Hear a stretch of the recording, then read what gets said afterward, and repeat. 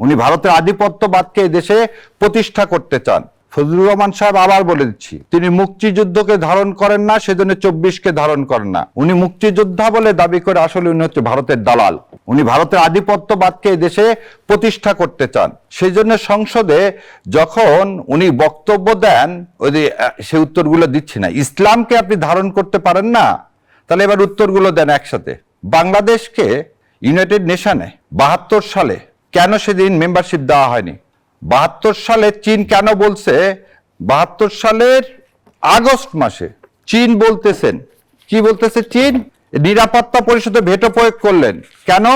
Indian soldier হচ্ছে যতক্ষণ না সরবে ততক্ষণ আমরা কি দিব না, আমরা ততক্ষণ পর্যন্ত সমর্থন দিব না। চীন তো আমার স্বাধীনতা চাইছে। সো চীন হচ্ছে, আজকে যখন বলা হয় যে শেখ সাহেব নাকি আপনি কি করছেন, শেখ সাহেবের জন্য সমস্ত সৈন্য ফেরত গেছে, আপনি চীনকে বলেন বাংলাদেশ স্বাধীনতা বিরোধী।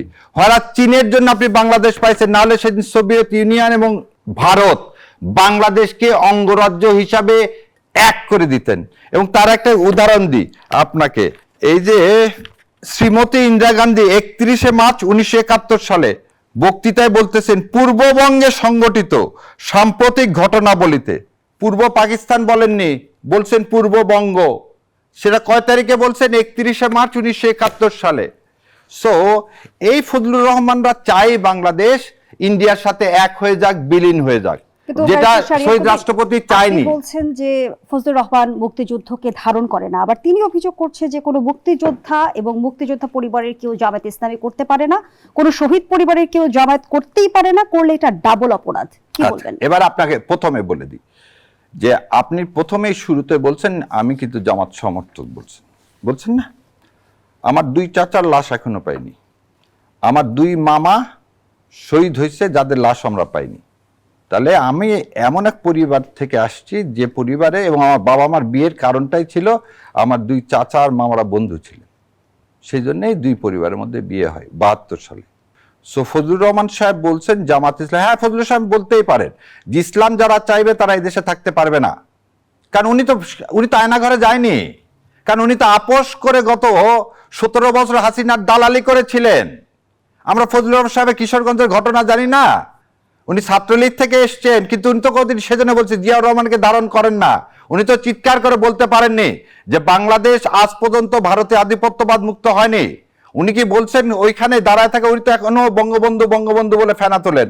হয় যে এই বঙ্গবন্ধু যাকে বলতেছেন, সে বঙ্গবন্ধু সময় আমার মা বোনকে কি পড়তে হয়েছে? জাল পড়তে হয়েছে।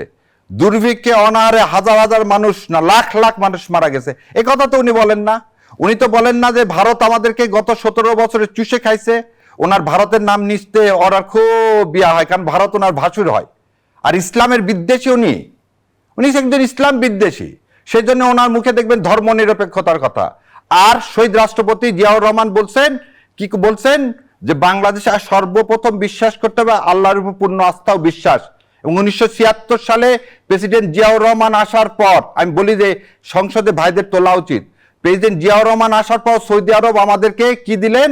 স্বীকৃতি দিলেন, এবং প্রথম আমাদের দেশ থেকে লোক নিলেন। কেন? শহীদ রাষ্ট্রপতি জিয়াউর রহমান বললেন, আমরা মুসলমান দেশ, আমরা আপনার কাছে সাহায্য চাই না, আমাদের 2টা হাত আছে, আমাদেরকে কাজ দেন। সো এই ফজলুর রহমান যদি বিএনপিকে ওন করে থাকে, শহীদ রাষ্ট্রপতি জিয়াউর রহমানকে ওন করে থাকে, তাহলে আজকে দাঁড়া থেকে এই কথা বলতে পারে ইসলামের বিরুদ্ধে? উনি সেজন্য উনি ভারতের দালাল, উনি বাংলাদেশকে ওই করেন না।